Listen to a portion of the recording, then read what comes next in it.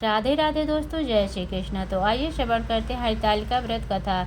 माना जाता है कि इस कथा को भगवान शिव ने पार्वती जी को उनके पूर्व जन्म के बारे में याद दिलाने के लिए सुनाया था।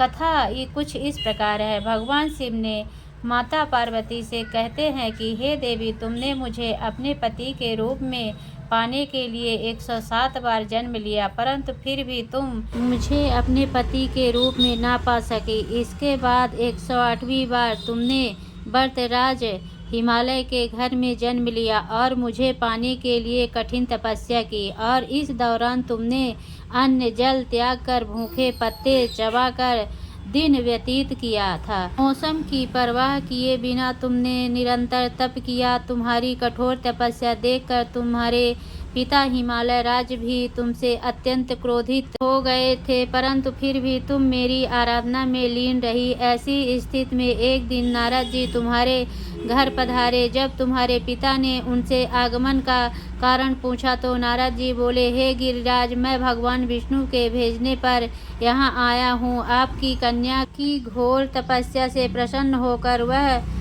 उससे विवाह करना चाहते हैं। इस बारे में मैं आपकी राय जानना चाहता हूँ। नारद जी की बात सुनकर पर्वतराज अति प्रसन्नता के साथ बोले, हे नारद जी, यदि स्वयं भगवान विष्णु मेरी कन्या से विवाह करना चाहते हैं तो इससे बड़ी कोई बात नहीं हो सकती। मैं इस विवाह के लिए तैयार हूँ।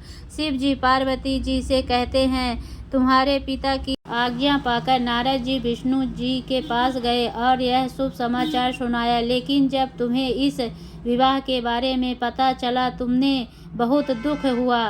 तुम मुझे यानी कैलाशपति शिव को मन में अपना पति मान चुकी थी। तुम अपने व्याकुल मन से किसी वन में चली गई और वहां रहकर मेरी आराधना की। इसके बाद तुमने पिता तुम्हारे घर में न पाकर बड़े चिंतित हुए और दुखी हुए। यह सोचने लगे कि यदि विष्णु जी बारात लेकर आ गए और तुम घर पर न मिली तो क्या होगा। तुमने तुम्हारी खोज में धरती पाताल एक करवा दिए, लेकिन तुम न मिली।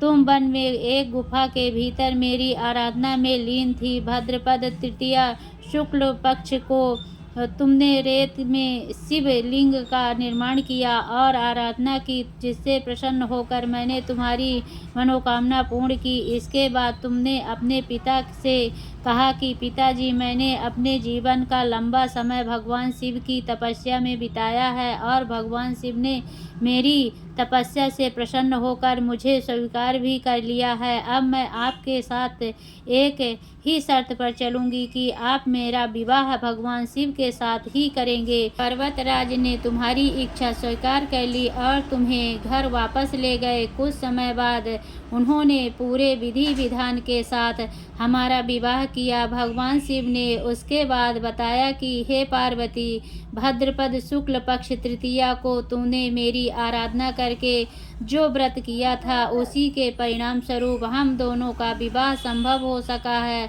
इस व्रत का महत्व यह है कि मैं इस व्रत को पूर्ण निष्ठा से करने वाले प्रत्येक स्त्री को मनवांछित फल देता हूँ। भगवान शिव ने पार्वती जी से कहा कि इस व्रत को जो भी स्त्री पूर्ण श्रद्धा से करेगी, उसे तुम्हारी तरह अचल सुहाग प्राप्त होगा। जो भी स्त्री इस व्रत को निष्ठा और भावना से करती है, उसकी सभी मनोकामनाएं शिव और माता पार्वती पूर्ण करते हैं। तो बोलिए भोलेनाथ की जय, बोलो गौरा पार्वती माता की जय। जय गणेश गिरिजा सुमन मंगल मूल सुजान, कहते अयोध्या दास तुम देहु अभय वरदान। जय गिरिजापति दीन दयाला, सदा करत संतन प्रतिपाला। भाल चंद्रमा शोहत नीके, कानन कुंडल नाग फनी के। अंग गौर सिर गंग बहाए, मुंडमाला तन चार लगाए। वस्त्र खाल बाघांबर सोहे, छवि को देख नाग मन मोहे। मौना मातु की हवै दुलारी, वाम अंग सोहत छवि न्यारी। कल त्रिशूल सोहत छवि भारी, करत सदा शत्रुन क्षयकारी। नंदी गणेश सोहत कैसे, सागर कमल मध्य जैसे। कार्तिक श्याम और गणराहु, या छवि को कही जात न काहू। देवन जब ही जाय पुकारा, तब ही दुख प्रभु आप निवारा। किया उपद्रव तारक बारी, देवन सब मिली तुम ही जुहारी। तुरत सडानन आप पठायो, लब मिने समय गिरायो। आप जलंधर असुर सहारा, सुअस तुम्हार विदित संसारा। त्रिपुरासुर सन युद्ध मचाई, सब ही कृपा कर लीन बचाई।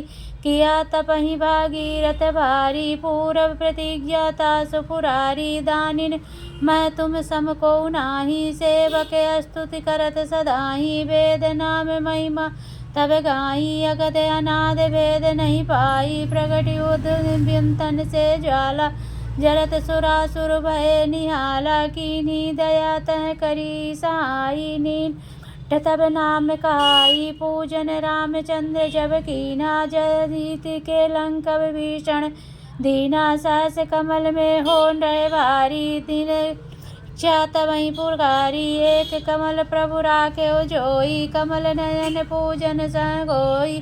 कठिन भक्ति देखी प्रभु शंकर, भय प्रसन्न दिए इच्छित वर। जय जय जय अनंत अविनाशी, करत कृपा सबके घटवासी। दुष्ट सकल नित मोहि सतावे, भ्रमत रहो मोहि चैन न आवे। त्राहि त्राहि मैं नाथ पुकारो, यही अवसर मोहि आने उबारो। लय त्रिशूल शत्रुअन को मारे, संकट ते मोहि आने उबारो। मात पिता भ्राता सब कोई, संकट में पूछत नहीं कोई। श्यामी एक है आस तुम्हारी, आए हरहु मम संकट भारी। धन निर्धन को देत सदाही, जो कोई जांचे सो फल पाही। अस्तुत के ही विधि करो तुम्हारी, क्षमहु नाथ अब चूक हमारी। शंकर हो संकट के नाशन, मंगल कारण विघ्न विनाशन। योगी यति मुनि ध्यान लगावे, सारद नारद शीस नवावे। नमो नमो जय नमः शिवाय, सुर ब्रह्मादिक पार न पाए। जो यह पाठ करे मन लाई, तापर होत है शंभु सहाई। त्रिणिया जो कोई हो अधिकारी, पाठ करे सो पावन हारी। पुत्रहीन जब इच्छा जोई, निश्चय शिव प्रसाद तहि होई। पंडित त्रयोदशी को लावे, ध्यान पूर्वक होम करावे। त्रयोदशी व्रत करे हमेशा, ताके तन नहीं रहे कलेसा। धूप दीप नैवेद्य चढ़ावे, शंकर सम्मुख पाठ सुनावे। जन्म जन्म के पाप नसावे, अंतधाम शिवपुर को पावे। कहे अयोध्या दास दास तुम्हारी, जान सकल दुख हरहु हमारी। नित नेम कर प्रातः ही, पाठ करे चालीसा। तुम ही मेरी मनोकामना पूर्ण करो जगदीश। मगर छठ है मंत्र तो संबत 64 जान, अस्तुत चालीसा शिवहि पूर्ण कीन कल्याण।